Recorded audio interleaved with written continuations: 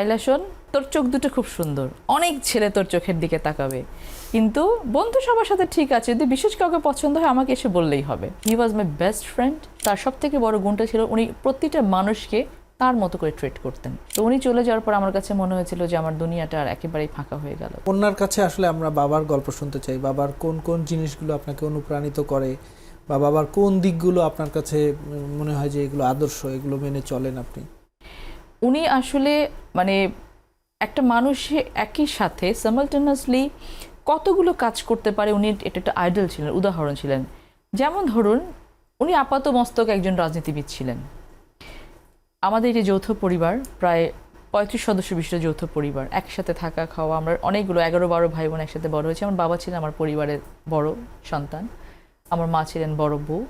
তো এই দুটো মানুষ মিলে একটি 35 থেকে 40 সদস্য বিশিষ্ট পরিবারকে যে কিভাবে এক করে রেখেছেন এটা বলার বাইরে। আমার বাবা সকাল থেকে, আপনি জানেন যে রাজনীতিবিদদের কত ব্যস্ত থাকতে হয়, ওনাকে মিনিস্ট্রি চালাতে হতো, সব কিছুর পরেও উনি প্রতি শুক্রবার বাজারটা করতেন। আমরা 11 ভাই বোন কে কখন স্কুলে যাচ্ছি, স্কুল থেকে ফিরছি, সমস্ত কিছু তার নখদর্পণে ছিল। তো উনি এমন একজন মানুষ ছিলেন যে যাকে দেখে খালি মানুষ, এবং তার সব থেকে বড় গুণটা ছিল উনি প্রতিটা মানুষকে তার মতো করে ট্রিট করতেন। আপনি যখন যার কাছে গিয়ে বসবেন দেখবেন যে আমার বাবার আব্বার সাথে তার ব্যক্তিগত কোনো একটা গল্প আছে, এবং যে যেমন মানুষ তাকে সেরকম করে শ্রদ্ধাটা দিতেন। এটা পারাটা খুব ডিফিকাল্ট একটা বিষয়। অনুকরণীয় তার তার মানে কোনটা অনুকরণ করব বা কোনটা অনুকরণ করব না, এই লিস্টটা করতে গেলে দেখা যায় যে অনুকরণ না করার বিষয়টা অনেক কম। আমার ছোটবেলা থেকে শুরু এ পর্যন্ত আমি কোন কাপড়টা পরবো, আমি কোথায় বেড়াতে যাব, আমার বন্ধু কারা হবেন, আমি কি প্রফেশনে যাব, আমার পড়াশোনা কেমন হবে, কখন কোন কথা বলা উচিত, কখন কোন কথা বলা উচিত না, কখন কতটা জোরে হাঁটা উচিত, কখন একটু থেমে যাওয়া উচিত, ইচ অ্যান্ড এভরিথিং আমার বাবার কাছ থেকে নেওয়া এবং পাওয়া। এখন পর্যন্ত যখন আমি খুব ক্রাইসিস মোমেন্ট পার করি, আমি চিন্তা করি যে আব্বু থাকলে কী করতেন, আব্বু এই সমস্যাটা কীভাবে সমাধান করতেন। আমার সাথে আমার বাবার অনেক আর্গুমেন্ট হতো বিভিন্ন বিষয় নিয়ে।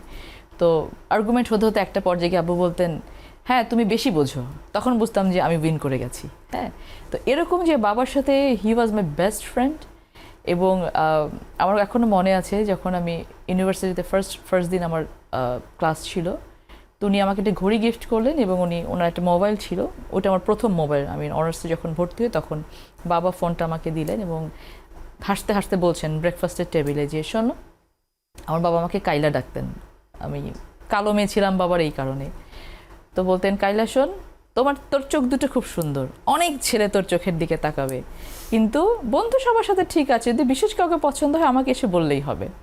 তো হি ওয়াজ লাইক দিস। আমার সাথে তার ইন্টারাকশনগুলো থাকতো এরকম যে আমার এমন কোনো কথা ছিল না যেটা আমার বাবা জানতেন না। তো উনি চলে যাওয়ার পর আমার কাছে মনে হয়েছিল যে আমার দুনিয়াটা আর একেবারেই ফাঁকা হয়ে গেল। তো এখনও আমার মোবাইল স্ক্রিনে এখনও তার ছবি।